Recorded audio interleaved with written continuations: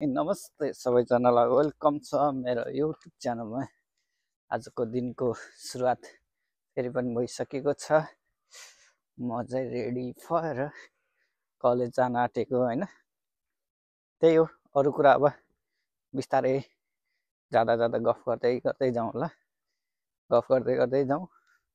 अनि म चाहिँ आएको जाकीबाट एउटा साथीलाई पनि लिएर जान्छु।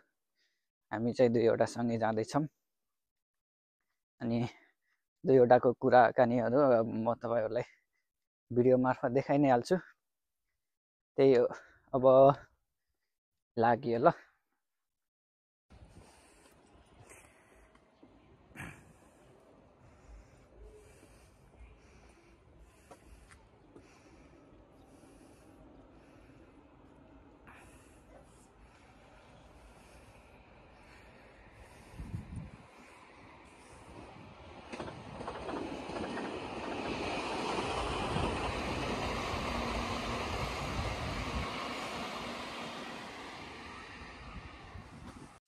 अनि हाम्रो यता हुनुहुन्छ महेश सरजी। के छ तपाईँको खबर? एकदम ठिक छ। गर्मी बढ्दैछ, त्यही हो। त्यही हो, अरू केही छैन? खालि गर्मी मात्रै बढेको छ। गर्मी बढ्दैछ, अरू पनि अब बढाउन पायो भने हो। अरू के बढाउनु मन छ? मन त धेरै छ साथी, के गर्नु अब, खोल्न मिल्दैन सबै। सबै खोल्न नमिल्ने होइन। अनि आज चाहिँ हामी कुन टपिकमा कुरा गर्दैछौँ? आज हाम्रो चाहिँ टपिकको बारेमा चाहिँ के छ भन्दाखेरि चाहिँ अब त्यही हो, विद्यार्थी जीवन चाहिँ अब जापानमा चाहिँ अलिक कष्टकर नै हुन्छ। सबैले आउँदाखेरि चाहिँ बुझेर आउने, तर आउँदाखेरि सबै बुझेर आयो भने चाहिँ राम्रो, नत्र भने चाहिँ यहाँ आएर दुःख त छ, तर दुःख पछि एउटा सुख पनि छ भन्ने कुरा चाहिँ। अनि तिमीलाई चाहिँ के लाग्छ, अब यी नेपालबाट चाहे जुनसुकै ठाउँबाट आउँदाखेरि स्टुडेन्ट भिजामा आयो हुन्थ्यो भन्ने जस्तो छ कि के छ? स्टुडेन्ट भिजामा आउँदा कतिको ठिक होला कि के छ? स्टुडेन्ट भिजामा आउँदा ठिक त ठिकै हो है। अहिलेको जुन अवस्था देखिरहेछौँ नि हामीले, अनि त्यो अवस्था हेरेर विद्यार्थीहरू अब स्टुडेन्ट भिजामा आउँदा राम्रो कि सिधै वर्किङ भिजामा आउँदा राम्रो? सिधै वर्किङमा आउनु भन्नाले पनि स्टुडेन्टमै आएको ठिक हो हुन चाहिँ। अब यहाँ आएर अब किनभने नेपालमा अब काम गरिरहेको मान्छे छ भने त उनीहरू वर्किङमा आएर पनि अलिकति यताउति गर्न सक्छ नि त। भने त्यो 12 पास गर्नु बित्तिकै यता जापान आउने होइन। हजुर, यताउति अब त्यो नेपालमा जस खासै काम नगरेकोहरूलाई चाहिँ अब सिधै वर्किङमा आएर गाह्रो पर्छ। त्योभन्दा स्टुडेन्टमा आएपछि यताउतिको रहन सहन कामकाजहरू चाहिँ बानी परेर बिस्तारै अगाडि ठिक हुन्छ होला सायद। अनि अहिले त कतिपय स्टुडेन्टहरूले देखाउने कामै पाएको छैन भनेर अनि रुवाबासी धेरै छ। कतिपय स्टुडेन्टहरू म त फर्किन्छ भन्दै धेरै गुनासोहरू पोखिरहेछ नि त। नि यहाँको अब त्यही हो, अब गाइकुजिनहरूको पपुलेसन पनि धेरै भइसक्यो नि त। अब काम पनि यस्तै हो कि अब एकजनाले 3टा काम गरिदिन्छ अनि अरूले कसरी गरोस् हो कि भनेपछि त्यसको लागि अनि तपाईँको सल्लाह के छ त? अनि भनेपछि एउटा मान्छेले कतिवटा काम गर्दाखेरि अरूले काम पाउँछ जस्तो लाग्छ? अब काम त त्यही हो, यहाँ पनि अब ठाउँ अनुसारै छ। अब टोकियो साइडतिर चाहिँ अलिकति बढी छ नि त क्युरोहरू पनि। अब हाम्रो यो फुकुओका साइडमा चाहिँ त्यस्तो विधि काम त छ यहाँ। अब जसको नजिक हुन्छ त्यही अनुसारले सेवा गरेर पाउने हो, नत्र भने चाहिँ खासै काम त यहाँ पाउँदैनौँ। के अरे जापानमै नेपालको जस्तै त हो नि सिस्टम। कतिले चिनेको छ भने काम लाउने हो, नत्र भने त त्यही पाउन गाह्रो छ। हाम्रो महेन्द्र सरको चाहिँ हामीले ओपनिङ सुनिहाल्यौँ होइन। अब चाहिँ हामी सुन्न चाहन्छौँ हाम्रो महेशजीको पनि के छ त? अनि तपाईँलाई कस्तो लाग्छ, स्टुडेन्ट भिजामा आउँदा राम्रो कि सिधै वर्किङमा आउँदाखेरि राम्रो? सकेसम्म त ब्याचलर पास गरेर वर्किङमा आउँदा चाहिँ 2 वर्ष जति, लगभग 2 वर्ष जति भाषा पढेर वर्किङ गर्न सकिन्छ के अरे, त्यो राम्रै हो। तर अलिकति स्टुडेन्ट लाइफ पनि रमाइलो छ। अलि धेरै स्टुडेन्ट लाइफ बिताउँछु भन्ने हो भने चाहिँ अब स्टुडेन्टमा आउँदा पनि हुन्छ।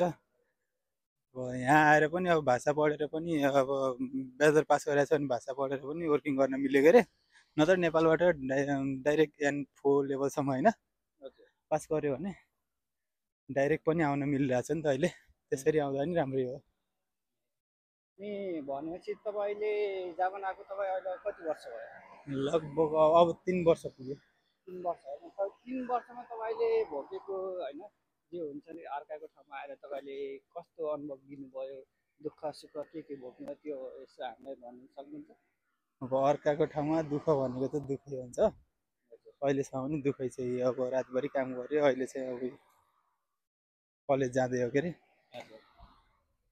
दुःखै हुन्छ अर्काको ठाउँमा। अब नेपालमा बसेर हामी त कामै नगरेको मान्छे, डाइरेक्ट आएर यहाँ सिधै कामबाट गएकोबाट काम गर्दा भोकै हिँडियो, कहिले निन्द्रा पुगेन, कहिले अहिलेसम्म पनि निन्द्रा पुग्दैन नि त कहिले नि, खै राम्रोसँग मजाले निन्द्रा पुगेछ भन्ने दिनै हुँदैन यहाँ, त्यस्तो छ। मजाले निन्द्रा पुर्याम, काम थोरै गरौँ भने पनि बाँच्न गाह्रो हुन्छ, खर्च पुग्दैन, त्यस्तै हो। अनि तपाईँलाई घरको याद आउँदैन?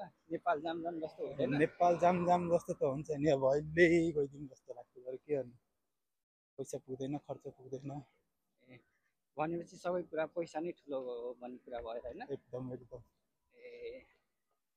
त्यसै आज चाहिँ अनि अरू हजुरलाई केही सल्लाह सुझाव दिन मन छ कसैलाई?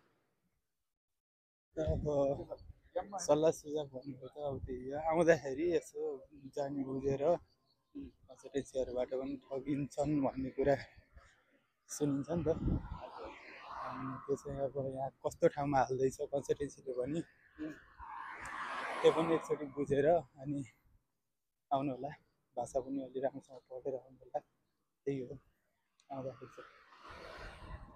हाम्रो महेशलाई एकदमै धन्यवाद छ होइन, मिठो अनि राम्रो सल्लाह सुझाव पनि दिनुभयो। हामी अरू कुरा गर्दै गर्छौँ। आजको लागि चाहिँ हाम्रो टपिक यही नै हो। जति चाहिँ विद्यार्थीहरू अब जुनसुकै ठाउँदेखि पनि यदि जापानमा जुनसुकै ठाउँमा जाँदै हुनुहुन्छ भने पहिला सुरुमा तपाईँहरू चाहिँ त्यहाँको बारेमा एकचोटि राम्रोसँग बुझ्नु होला, त्यहाँको भाषा के छ कस्तो छ होइन, त्यहाँको रहनसहन रीतिरिवाजहरू त्यो सबै एकचोटि राम्रोसँग बुझेर मात्रै तपाईँहरू त्यो ठाउँमा जाने कोसिस गर्नु होला कि।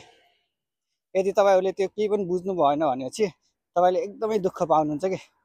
अहिलेको जुन अवस्था छ नि त, अब कतिपयहरू जापानले भिजा लागिरहेछ भन्दै अनि तपाईँहरू खुसी हुँदै आउनुहुन्छ नि, त्यो खुसीभन्दा बढी पीडा तपाईँहरूलाई यहाँ आइसकेपछि हुन्छ कि।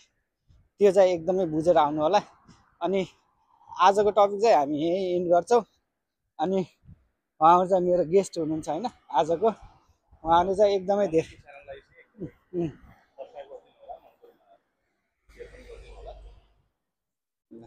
Thank you. अनि